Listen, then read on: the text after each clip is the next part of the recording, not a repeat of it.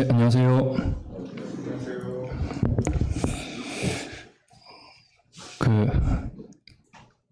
앞뒤 양옆 사람과도 한번 인사 나누셨으면 좋겠습니다. 안녕하세요.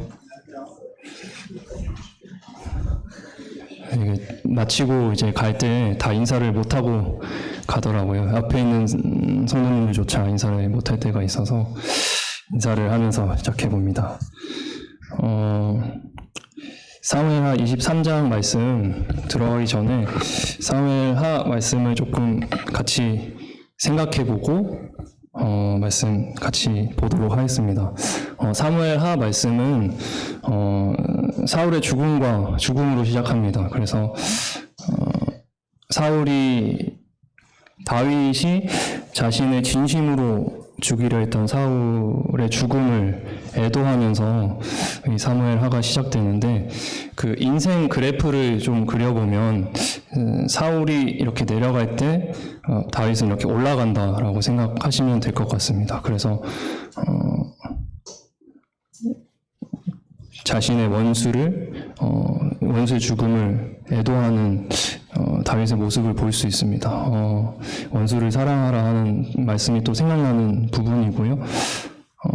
다윗이 그렇게 애도하고 나서 사무엘하 2장에서부터 6장까지는 다윗이 어떤 하나님이 주신 성공과 복을 누리는 장면들이 나옵니다. 그래서 예루살렘을 정복을 하고요. 그래서 예루살렘도 시온으로 이름을 바꾸고 언약궤를 기럇 여아림에서 들고 오고, 그리고 급버서 또 춤을 추는 장면도 나옵니다. 그리고 사무엘하 7장에 가면은 하나님께서 놀라운 약속을 다윗에게 해주는데, 내 씨를 통해서 하나님 성전이 지어지고 그리고 너의 왕위가 영원할 것이라고 하나님께서 다윗에게 약속을 해 주십니다.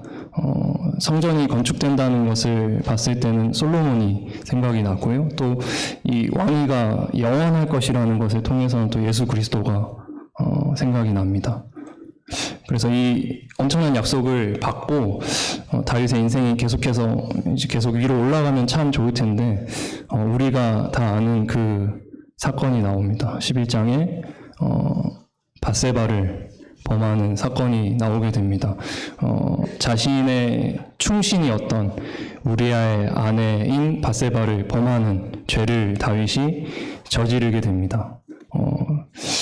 죄만 저지르고 끝난 것이 아니라 완전 범죄를 하기 위해서 그 우리아를 전쟁으로 몰아서 또 죽이게까지 다윗이 하게 됩니다.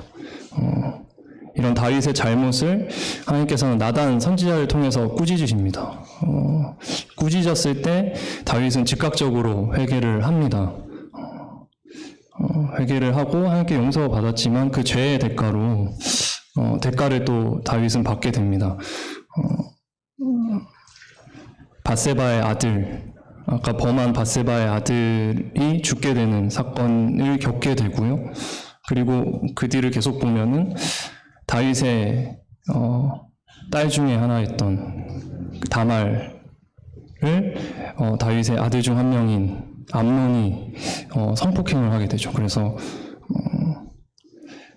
다말의 오빠였던 압살롬이 그 암논을 죽이게 되는 사건이 일어납니다. 다윗의 아들이 죽은 거죠. 그 압살롬은 거기서 그치는 것이 아니라 이 아버지를 반역합니다. 그래서 다윗에 대해서 반역을 해서 전쟁을 일으키고, 15장부터는 또 다윗이 사울에게서 도망했던 것처럼 또 이번에는 자신의 아들인 압살롬에게 도망하는 것을 겪게 됩니다. 그러고 나서 압살롬이 결국은 죽게 됩니다. 아들이 죽고 그 후반부에는 이제 사무엘하 1장에서 나왔던 그 자신을 죽이려 했던 사울의 죽음을 애도했던 것처럼 자신을 죽이려 했던 아들인 압살롬의 죽음을 애도하는 장면으로 어떤 그 사무엘하 1 연대기적인 부분이 끝나게 됩니다. 20장까지의 내용이 이렇고요. 그래서 사울의 죽음을 애도하고 또 자신이 죽이려 했던 압살롬의 죽음을 애도함으로써 사무엘하의 연대기적인 내용이 끝나게 됩니다.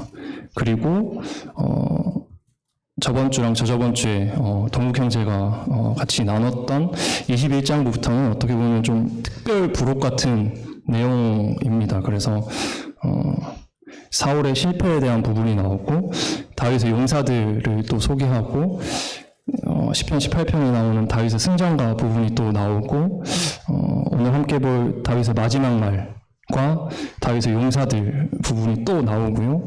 마지막으로 사울의 실패가 아닌 다윗의 실패를 비춰주면서 사무엘하 내용이 끝나게 됩니다. 그래서 오늘 같이 살펴볼 23장은 다윗의 마지막 말과 그리고 다윗의 용사들을 소개하는 장면들을 같이 좀 보면서 주님께서 어떤 것들을 교훈하실지 한번 같이 참고해 봤으면 좋겠습니다. 같이 23장 말씀 보시도록 하겠습니다.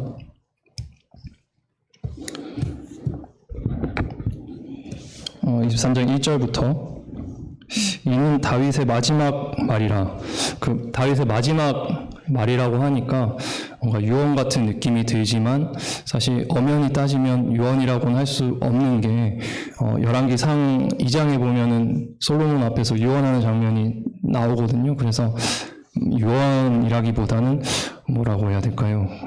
회고하는 느낌의 어떤 말이라고 보시면 되지 않을까 싶습니다. 그리고 이새의 아들 다윗이 말하니여. 구약에 보면 이제 누구누구의 아들이라는 표현들이 참 많이 나오는 것 같습니다. 저 또한 이제 장, 성자, 갑자 형제님의 아들인데요. 성도님들도 각자 아버지가 있으시죠. 우리 어떤 육적인 아버지들이 다 있잖아요. 누군가에게 나를 소개할 때 나는 누구누구의 아들이라고 우리가 평소에 잘 소개하진 않지만 이 성경을 보면서 참 그 시대에는 난 누구누구의 아들이라고 하는 아버지를 기억하는 그런 것들이 지금 생각해보면 참 어떻게 보면 좋은 것 같습니다. 우리 육의 아버지도 있지만 참 아버지이신 하나님이 또 생각나지 않습니까? 그래서 누군가에게 저를 소개할 때 하나님의 아들입니다. 라고 소개하는 것이 얼마나 복인지도 기억을 해보게 되는 부분입니다. 그래서 이새의 아들 다윗이 말하며 높이 세워진 자, 하나님이 높이 세워줬죠, 왕으로. 그리고 야곱의 하나님께로부터 기름 부음 받은 자, 그 아브라함의 하나님도 있는데 다윗이 왜 야곱의 하나님이라고 했을까? 야곱도 이제 다윗처럼 도망친 경험이 있죠. 형 에서에게서. 그래서 이제 야곱의 하나님이라고 또 표현하지 않았을까라는 생각이 듭니다. 그래서 야곱의 하나님께로부터 기름 부음 받은 자, 기름 부음 받은 자는 구약시대 때 선지자랑 제사장이랑 왕을 지칭하는 말입니다. 그래서 이스라엘, 그 뒤에 보면 이스라엘의 노래 잘하는 자가 말하노라. 자신을 이제 노래 잘하는 자라고 소개를 하는데, 이 부분이 이제 여러 가지 번역이 있더라고요. 그래서, 문자적으로는 이스라엘의 노래를 즐겨 부르는 자, 흥정역에서는 이스라엘의 아름다운 시인, 현대인 성경에서는 이스라엘의 시인 다윗으로 번역을 했습니다. 그래서 이 정도 느낌이라고 생각을 하시면 될 것 같습니다. 그래서 1절에서 다윗이 자신을 소개하면서 이제 자기가 말하겠다고 합니다. 2절 보시겠습니다. 여호와의 영이 나를 통하여 말씀하시니여 그의 말씀이 내 혀에 있도다. 여호와의 영은 성령으로 이해하시면 될 것 같습니다.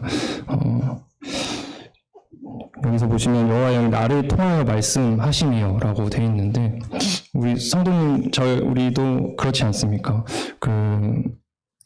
우리가 구원받으면서 성령님이 제 안에 내주하게 되시고 성령께서 하는 사역이 이제 말씀을 보면은 말씀을 생각나게 한다고 하시는데 우리가 살면서 말씀이 생각날 때가 있지 않습니까? 그래서 그 생각난 말씀을 통해서 말하게 될 때 하나님께서 나를 통해서 말한다고 생각하시면 될 것 같습니다. 그래서 여호와의 영이 나를 통하여 말씀하시며 그의 말씀이 내 혀에 있도다라고 다윗이 말하면서 그 하나님 말씀이 3절부터 나옵니다. 이스라엘 하나님이 말씀하시며 이스라엘의 반석이 내게 이르시기를 사람을 공의로 다스리는 자, 다윗을 가리킵니다. 하나님을 경외함으로 다스리는 자여. 그는 돋는 아침빛 같고 구름 없는 아침 같고 비 내린 후에 광선으로 땅에서 운이 돋는 새풀 같으니라 하시도다. 하나님 다윗을 3장부터 보시면 사람을 공의로 다스리고 하나님을 경외함으로 다스린다고 표현하시고요. 그는 돋는 아침 같다고 했습니다. 아침 빛 같다고 했습니다. 빛 하면은 또 요한복음하고 요한일서에서 나오듯이 우리 예수 그리스도가 생각나지 않습니까? 그리고 아침 빛 같고 구름 없는 아침 같고 구름 없는 아침 하면은 뭔가 깨끗하고 순결한 느낌이 나잖아요. 또 그런 깨끗하고 순결하다는 걸 또 묵상해 보면 순결한 어린 양 대신 또 예수님이 또 생각이 나는 것 같습니다. 그리고 비 내린 후에 광선으로 땅에서 운이 돋는 새풀 같다고 그 땅에서 나오는 새싹 같다고 뭔가 이게 땅에서 아무것도 없다가 새싹이 이렇게 생기는 것이 뭔가 저는 이제 부활하는 느낌이 든다고 느꼈는데 또 이런 부활을 생각하면 또 예수님이 생각나지 않습니까? 그래서 마치 예수 그리스도를 표현하는 것 같은 표현을 다윗에게 하나님께서 합니다. 4절 보시면 다시 한번 읽어보면 그는 돋는 해 아침 빛 같고 구름 없는 아침 같고 비 내린 후에 광선으로 땅에서 운이 돋는 새풀 같으니라 하시도다. 하나님께서 이제 다윗을 통해서 이렇게 말씀하시고 이제 다윗이 반응합니다. 5절에서 내 집이 하나님 앞에 이같이 아니하냐 내 집이 하나님 앞에 이같이 아니하냐 이게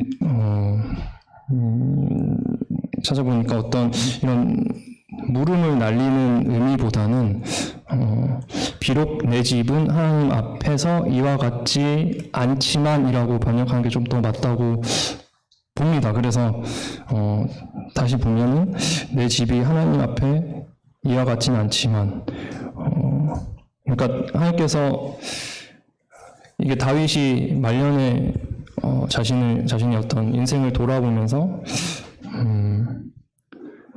당연히 자신이 지은 죄가 생각나지 않겠습니까? 근데 하나님께서는 3절과 4절을 통해서 굉장히 다윗을 높이시죠. 그리고 그랬는데 다윗은 이제 솔직하게 그게 생각났을 것 같습니다. 그래서 내 집이 하나님 앞에서 이와 같진 않지만 계속해서 읽어보겠습니다. 하나님이 나와 더불어 영원한 언약을 세우사 만사에 구비하고 견고하게 하셨으니 나의 모든 구원과 나의 모든 소원을 어찌 이루지 아니하시랴. 다윗은 내 집이 실제로는 하나님 앞에 이렇게 아침 빛 같고 아침 같고 새풀 같진 않지만 하나님께서 나에게 약속을 주셨다라는 것을 기억하고 있습니다. 우리도 하나님 약속 덕분에 사실 구원받은 거 아닙니까? 우리의 인생이 완전하진 않지만 하나님 약속 앞에서 우리 영혼이 안전하고 의미 있는 것처럼 5절 계속 보시겠습니다. 구비하고 견고하게 하셨으니 나의 모든 구원과 나의 모든 소원을 어찌 이루지 아니하시랴. 6절에 그러나 사악한 자는 다 내버려질 가시나무 같으니 사악한 자는 하나님 대적하는 자로 이해하면 될 것 같습니다. 사악한 자는 다 내버려질 가시나무 같으니 가시나무 같기 때문에 이는 손으로 잡을 수 없음이로다. 7절에 그것들을 만지는 자는 철과 창자루를 가져야 하리니 그것들이 당장에 불살르리로다 하니라. 가시나무를 손으로 잡을 수 없으니 그것들을 만지려면은 철과 창자루를 다 잘라야 되겠죠, 가시를. 그리고 그것들은 결국에는 불살라진다고 마태복음 말씀이 또 기억이 납니다. 결국 하나님을 대적하는 자들은, 하나님을 인정하지 않는 자들은 결국에는 불살라질 것입니다. 이렇게 해서 다윗의 마지막 말이라는 이 부분이 마무리가 됩니다. 보시면은 하나님께서 다윗에 대해서 소개하고 다윗도 하나님에 대해서 소개하는 부분이 나오죠.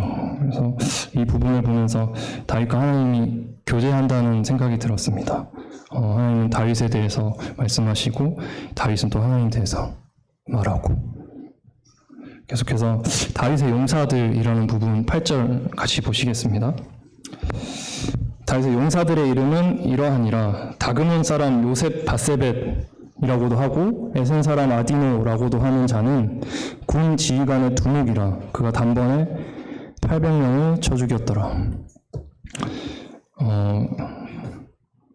다윗의 용사들하고 그 소제목 밑에 보시면 친절하게 역대상 11장 10절부터 47절까지 병행구절이라고 하는 이 부분이 나오죠. 그래서 이걸 또 보시면은 역대상에선 아소부암이라는 이름으로 소개된 요셉 바세벳이 나옵니다. 계속해서 9절 보시겠습니다. 그 다음은 아호와 사람 도대의 아들 엘라아살이니 다윗과 함께한 세 용사 중에 한 사람이라. 블레셋 사람들이 싸우려고 거기에 모임에 이스라엘 사람들이 물러간지라. 세 용사가 싸움을 도두고 세 용사가 나오죠. 그래서 앞에서 우리가 봤던 8절에서 요셉 바세벳하고 지금 9절에 나오는 엘르아살 두 번째 용사가 나옵니다. 10절에 그가 나가서 손이 피곤하여 그의 손이 칼에 붓기까지 블레셋 사람을 치니라. 이게 그 어떤 한 행동을 계속해서 하게 되면 그게 정말로 손에 붙는다고 하는데 혹시 성도님들 중에서 이런 경험을 해보신 분이 있으십니까?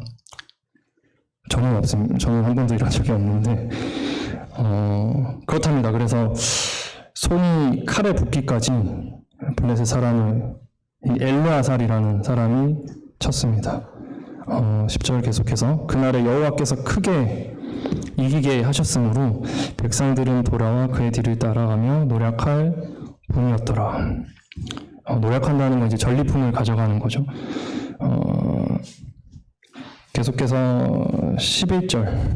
그 다음은 이제 세 용사 중에 세 번째 사람이 나옵니다. 그 다음은 하랄 사람 아게의 아들 삼마라. 블레셋 사람들이 사기가 올라 거기 녹두나무가 가득한 한쪽 밭에 모이매 백성들은 블레셋 사람들 앞에서 도망하되 그는 그 밭 가운데 서서 막아 블레셋 사람들을 친지라. 여호와께서 큰 구원을 이루시니라. 네, 다윗의 세 용사가 소개됩니다. 8절에 요셉 바세벳이랑 9절 10절에 엘라아살 그리고 11절 12절에 삼마라는 세 용사가 소개됩니다. 계속해서 13절 보시겠습니다. 또 30두목 중 세 사람이 곡식 뺄 때 아둘람 굴에 내려가 다윗에게 나아갔는데 그때 블레셋 사람의 한 무리가 르바임 골짜기에 진쳤더라. 14절 그때 다윗은 산성에 있고 그때 블레셋 사람의 요새는 베들레헴에 있는지라. 눈 한번 감아 보시고 그 점을 하나 찍어 보세요. 가운데 점을 하나 찍고 거기가 예루살렘입니다. 그리고 오른쪽 조금 밑에가 베들레헴입니다. 그리고 그걸로 이제 삼각형을 잠깐 그려보시고 그 남은 꼭지점이 있잖아요. 거기가 르바임 골짜기라고 생각하시면 됩니다. 그리고 그 밑에 조금 내려오면은 아둘람 굴이 있다고 생각하시면 됩니다. 다음에는 정확한 지도와 함께 오겠습니다. 그리고 그걸 생각하시면서 이 말씀을 보시면은 또 13절에 또 32목 중 세 사람이라는 표현이 나옵니다. 이제 앞에 세 사람 빼고 이제 다시 또 새로운 세 사람이 나오게 됩니다. 곡식 뺄 때, 곡식 뺄 때가 3월이나 4월이라고 나오더라고요. 그래서 3, 4월쯤에 아둘람 굴에 내려가 다윗에게 나아갔는데 때에 블레셋 사람의 한 무리가 조금 위에 있는 르바임 골짜기에 진쳤더라. 그때 다윗은 산성에 있고 그때 블레셋 사람의 요새는 베들레헴에 있는지라. 이때 아직 블레셋이 베들레헴을 점령하고 있을 때입니다. 그래서 이 말씀을 보고 유추할 수 있는 것은 다윗이 이제 그 베들레헴 밑에 또 헤브론이 있거든요. 그래서 헤브론에서 유다의 왕이 되잖아요. 왕이 되고 나서 예루살렘 정복을 하지 못했으니까 아직 베들레헴이 블레셋 사람 요새가 돼 있겠죠. 그래서 아마도 지금 이 다윗의 용사들을 소개한 정확하게 37명이라고 돼 있는데 37명이 선정됐을 때는 아마도 다윗이 유다의 왕이 되고 나서 얼마 안 됐을 때이지 않을까라는 것을 또 추측해 볼 수 있습니다. 15절 다윗이 소원하여 이르되 베들레헴 성문 곁 우물물을 누가 내게 마시게 할까 하며 전쟁을 이제 하려고 하는데 그렇게 하면 그 다윗이 출생지가 베들레헴입니다. 그래서 어릴 때부터 추억이 베들레헴에 있었겠죠. 그래서 베들레헴의 우물물이 굉장히 시원했던 거 아니면 맛있었던 것 같은데 그래서 다윗이 이제 그 베들레헴의 우물물을 추억하면서 얘기를 하는 거죠. 15절에 베들레헴 성문 곁 우물물을 누가 내게 마시게 할까 하며 16절에 보시면 새 용사가 블레셋 사람의 진영을 돌파하고 지나가서 베들레헴 성문 곁 우물물을 길어가지고 다윗에게로 왔으나 그 15절에서 성문 곁 우물물을 누가 내게 마시게 할까 했을 때 이 앞에 제일 처음에 우리가 봤던 그 세 사람 말고 다른 또 세 사람이 그 한마디를 듣고 적진 몰래 쓱 들어가서 우두머리를 벤 것도 아니고 진짜로 그 다윗이 딱 한 말만 지켜서 이제 우물물만 쏙 길어다가 이제 다윗 앞에 대령한 것입니다.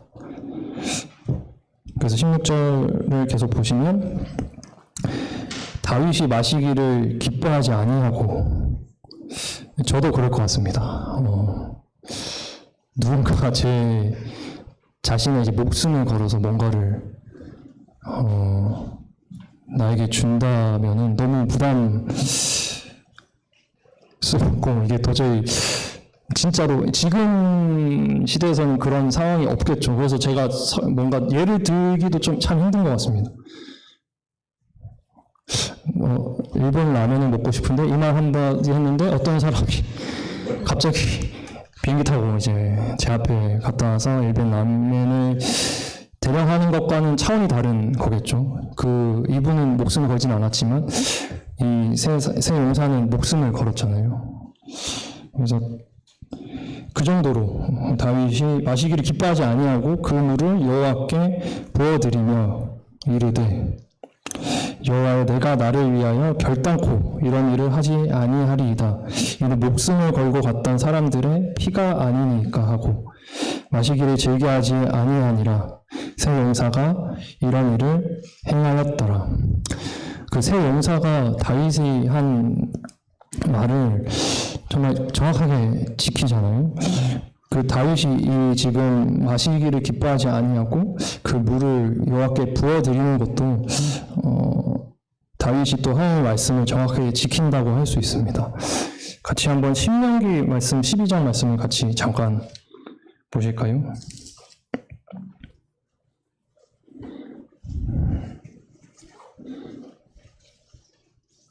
신명기 12장 말씀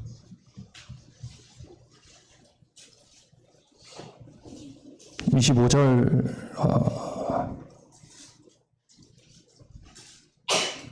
23절입니다. 23절은 다만 크게 삼가서 그 피는 먹지 말라. 다윗이 이게 피라고 여겼죠. 그 피는 먹지 말라. 그 피는 그 생명인즉 네가 그 생명을 고기와 함께 먹지 못하리니 너는 그것을 먹지 말고 물같이 땅에 쏟으라.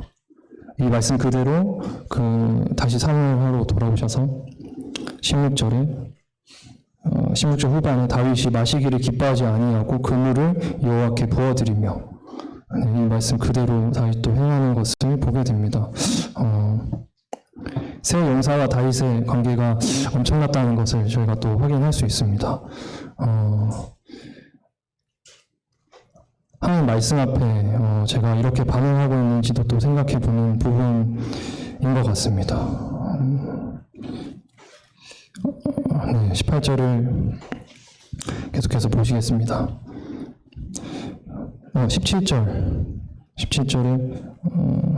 18절에 또 수르야의 아들 요압의 아우 아비새이니 그는 그 세 사람의 우두머리라.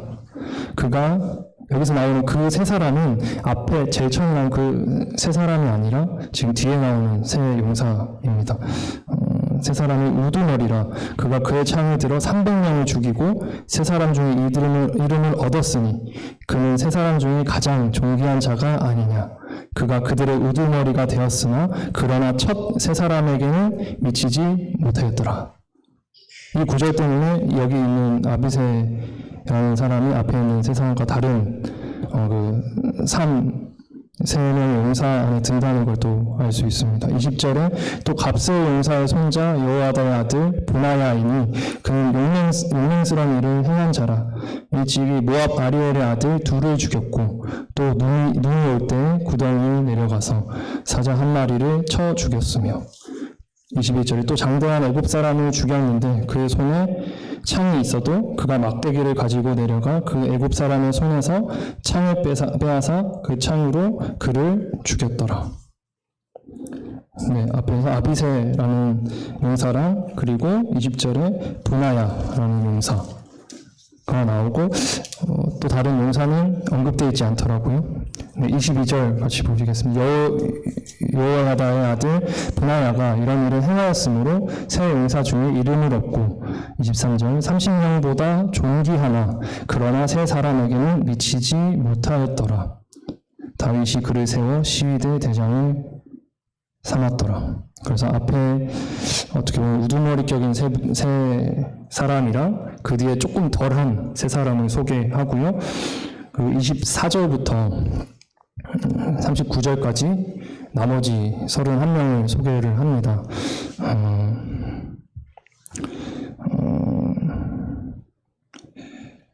34절을 좀 같이 보시겠습니다.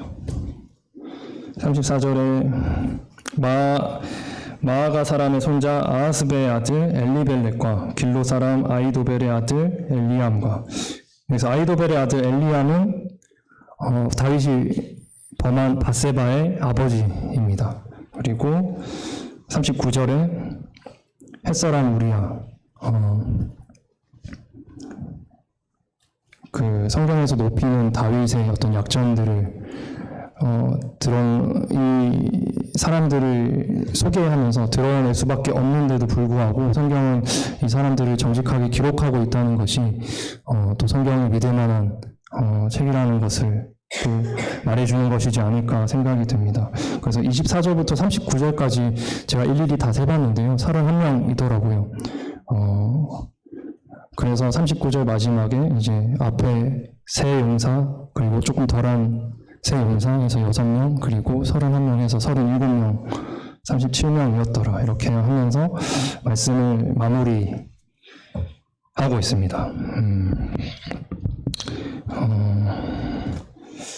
네, 사무엘하 23장 말씀을 오늘 같이 살펴보았는데요. 크게 두 부분으로 나눌 수 있습니다. 첫 번째 부분은 1절에서 7절까지인 다윗의 마지막 말 부분이랑 8절부터 39절인 다윗의 용사들을 소개하는 부분입니다.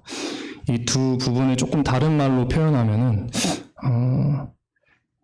다윗과 함께한 하나님이라는 처음 부분과 다윗과 함께한 동역자들이란 두 번째 부분으로 나눌 수 있을 것 같습니다. 다윗 평생에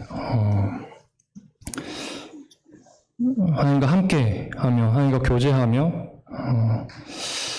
하나님 보호하심 아래서 하나님께서 하신 명령을 그 옆에 있는 동역자들과 실제적으로 실천했던 다윗의 생애를 확인할 수 있습니다. 이런 내용들을 통해서 오늘 우리가 받을 수 있는 교훈이 무엇일까 제가 묵상했던 것들을 좀 나눠보도록 하겠습니다. 다윗은 하나님과 함께 하였습니다. 성도님들은 하나님과 함께 한다라는 이 문장을 들으면 어떤 이미지가 그려지시나요? 저는 예전에 하나님과 함께 한다라는 말을 들으면 어떤 이미지가 그려졌냐면은 제가 상상하는 예수님이 실제로 보이진 않지만 지금 제 옆에 이제 계셔서 함께 한다는 이 이미지가 생각이 났고요. 그리고 예수님께서 내 안에 계시기 때문에 그 예수님이 이 몸 안에 계신다라는 이미지를 좀 상상했었습니다.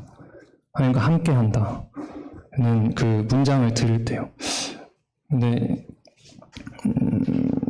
요즘은 제가 하나님과 함께 한다라는 이 표현을 들었을 때 어떤 생각이 드냐면은 실제적으로 조금 더 실제적으로 하나님과 함께 한다는 표현은 말씀과 함께 한다는 표현이지 않을까 생각합니다. 왜냐하면 요한복음 1장 1절에 말씀이 곧 하나님이라고 기록하였기 때문입니다. 그래서 하나님과 함께 한다는 것은 곧 말씀과 함께 한다, 말씀이 읽는다라고 표현할 수 있지 않을까 생각합니다. 그래서 사실 하나님과 함께 한다고 말하면서 하나님의 말씀을 보지 않는 것은 많이 이상합니다. 왜냐하면 하나님이 곧 말씀이라고 하셨기 때문입니다. 그래서 근데 우리가 말씀 없이 먹고 살 수는 있지 않습니까? 하나님의 은혜로 살 수 있지 않습니까? 근데 그게 정말 실제적으로 하나님과 함께 하는 것일까? 저는 개인적으로 그렇지 않다고 분별합니다. 우리가 실제적으로 하나님과 함께 한다고 할 수 있는 것은 이 하나님 자체이신 이 성경 말씀을 계속해서 읽어 나가는 것이 하나님과 함께 하는 것이라고 생각이 듭니다. 그래서 다윗이 하나님과 함께 했던 것처럼 우리 또한 하나님이신 말씀과 함께 계속해서 함이 마땅하다는 생각이 듭니다. 또한 두 번째로 다윗은 이제 그 옆에 있는 동역자들, 용사들이죠. 용사들과 함께 주님께서 명령하신 전투들을 실행해 나갔었는데 그것을 우리가 어떻게 교훈받을 수 있을까 생각해 봤을 때 사무엘하 5장에서는 하나님께서 다윗에게 블레셋하고 이제 전쟁하라고 말씀하셨잖아요. 명령하셨는데 그렇다면 우리에게 지금 명령하신 건 무엇일까 생각해 봤을 때 전 명확하게 하나라고 생각합니다. 요한복음 13장이랑 15장에 나오는 서로 사랑으로 하나 되는 것이라고 생각합니다. 특별히 요한복음 13장 35절을 잠깐 같이 보시면 더 좋을 것 같아서요. 요한복음 13장 35절을 같이 보시면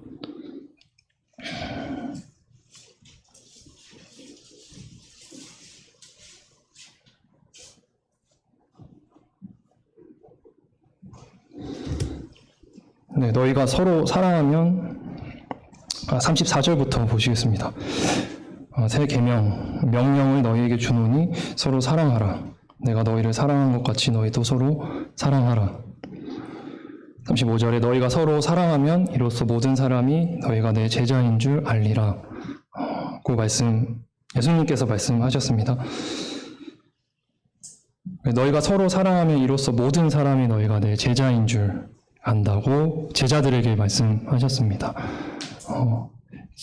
제자들은 다른 말로 말하면 하나님을 믿는 사람들이기 때문에 교회라고 표현할 수 있습니다. 근데 또 교회는 에베소서를 보면 예수 그리스도를 실제적으로 좀 드러내는, 세상에 드러내는 몸이라고 표현됩니다. 그래서 그것을 기억하면서 좀 다시 읽어보면 너희가 서로 사랑하면 이로써 모든 사람이 너희가 예수 그리스도인 줄 알리라 고 표현할 수 있습니다. 우리를 통해서 모든 사람이 예수 그리스도를 아는 것이 우리 모두의 소원이지 않습니까?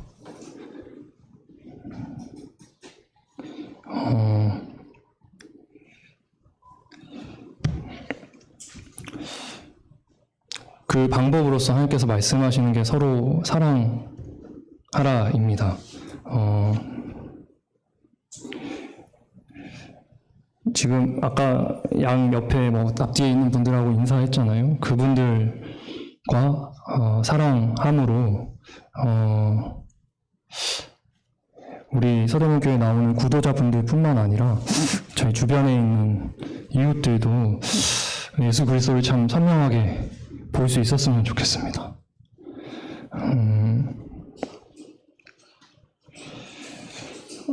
그래서 우리가 지금 교회에서 행하는 여러 가지 활동들이 있잖아요. 저는 이제 복음반을 매주 같이 하고 있고요. 그리고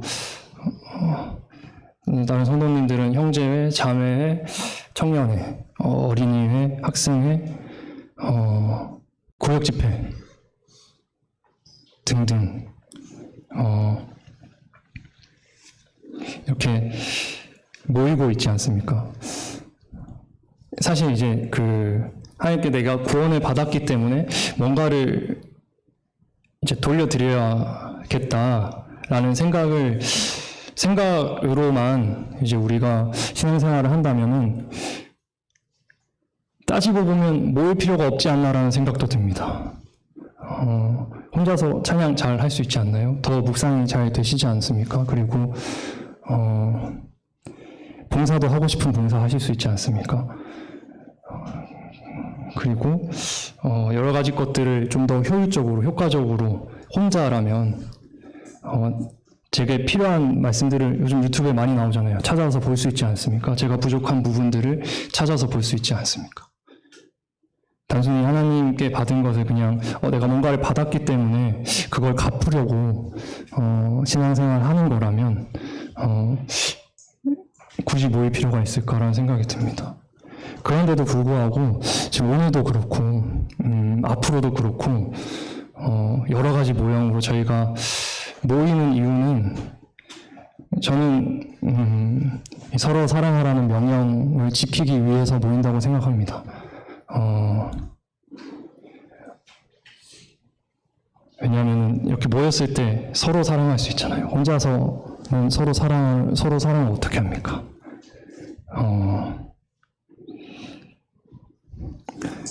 서로 사랑하라는 말씀을 이제 개인에게 적용하면은 결국은 이제 저는 이제 그냥 다른 성도님들 사랑하면 되는 거잖아요. 성도님, 내가 받는 게 아니라 그냥 사랑하시면 되는 거지 않겠습니까?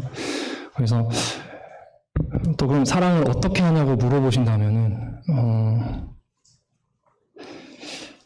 사랑이신 하나님 앞에 또 함께 하시는 게 좋지 않을까 생각합니다. 요한복음에서는 말씀이라고 하나님을 표현했지만 또 요한 1서에서는 하나님을 사랑이라고 말씀하십니다. 그래서 어떻게 사랑해야 될까? 사랑 그 자체이신 하나님 앞에 함께 이 말씀 앞에 함께 하셔서 거기서 받은 사랑으로 옆에 있는 앞뒤에 있는 성도님들 사랑하시면 되지 않을까 싶습니다. 그래서 이번 돌아오는 주일에 한번 사랑하신 하나님과 개인적으로 교제하시고 함께 하셔서 하나님께로부터 오는 그 사랑과 말씀을 가지고 돌아오는 주일에 한번 이건 생각나게 하시는 것들을 한번 해보시면 어떨까 생각합니다. 그걸 행했을 때 하나님 더 알게 될 것이고 그것이 결국 영생을 누리는 거라고 생각합니다.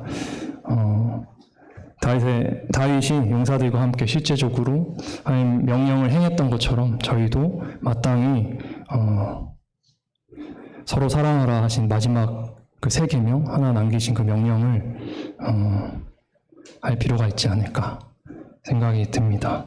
정리를 잠깐 하겠습니다. 오늘 사무엘하 23장 말씀을 보면서 다윗과 함께하신 하나님 그리고 다윗과 함께한 동역자들이 소개되는 부분을 보면서 다윗 평생에 하나님과 함께하고 하나님과 교제함으로 하나님 보호하심 아래서 하나님께서 명령하신 것들을 동역자들과 실제적으로 행함을 기억했습니다. 그것처럼 서대문 저를 포함해서 다 서대문교회 성도님들도 말씀이신 하나님과 함께 하심으로 우리 옆에 있는 동역자들인 성도님들을 하나님께서 명령하신 그 서로 사랑하라는 그 말씀을 또 사랑하신 하나님께 받아서 실천하는 그렇게 해서 결국에는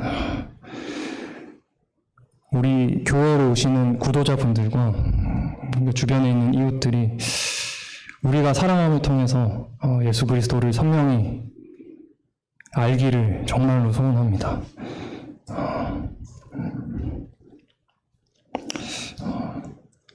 기도하시고 마치도록 하겠습니다.